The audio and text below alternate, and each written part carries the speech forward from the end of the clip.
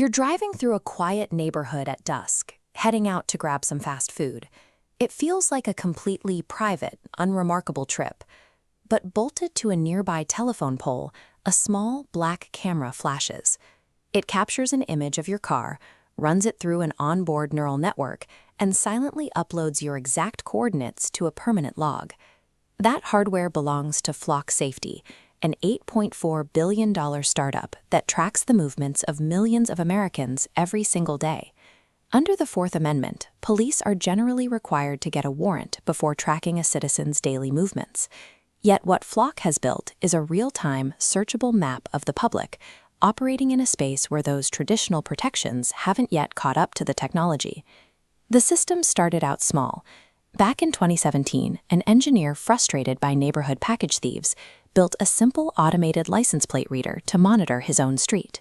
The engineering breakthrough that made the system scale was a hardware device called the Falcon. Instead of constantly streaming heavy, expensive video feeds to a centralized server, the Falcon processes the data locally. It uses an on-device machine learning model to build what the company calls a vehicle fingerprint. It classifies the exact make, model, color, and even physical dents of every car that drives by, like a white Tesla Model 3. Because of this granular metadata extraction, police can track specific vehicles, even if the license plate is missing or covered. They can query the database for something as specific as a Tesla with a Ron Paul 2008 bumper sticker and immediately find a match. Constantly uploading video creates a massive network bottleneck, but by extracting metadata locally, the Falcon only sends tiny text files. This minimal bandwidth dropped costs, allowing mass deployment of thousands of cameras across entire cities.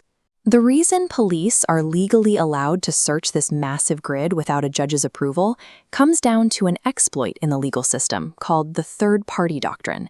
In the 1970s, the Supreme Court ruled that once you voluntarily hand your information over to a third party, you no longer have a reasonable expectation of privacy. In the digital age, that creates a loophole. Law enforcement can bypass the need for a warrant by simply buying a software subscription to a private company's data. The primary safeguard keeping this entire database from being abused is an empty text box. Officers simply type in their own justification for a search, relying entirely on the honor system. Predictably, that honor system breaks down. An audit revealed that an Idaho sheriff used the database to track his own wife's license plate more than 700 times in a single 3-month span. A Kansas police chief ran searches on his ex-girlfriend 164 times. And in Illinois, local police used the system to feed location data to federal immigration agents.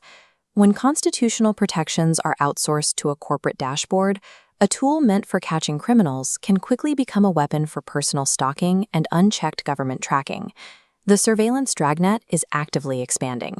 Flock is moving into autonomous police drones, gunshot-detecting microphones, and even attempted a partnership to pull residential doorbell footage directly into their platform. But the expansion is hitting political resistance. Facing intense public pressure, cities like Austin and Evanston have formally voted to rip the cameras out of their neighborhoods completely.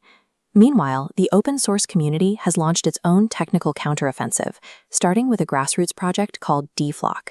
Developers resurrected Wardriving techniques from the early 2000s to actively hunt down the locations of the hidden hardware. This interactive map shows the result. Citizens are crowdsourcing the exact geographic coordinates of these poles, dragging the invisible surveillance network out into the open. Flock's lawyers attempted to shut the project down with a cease and desist letter.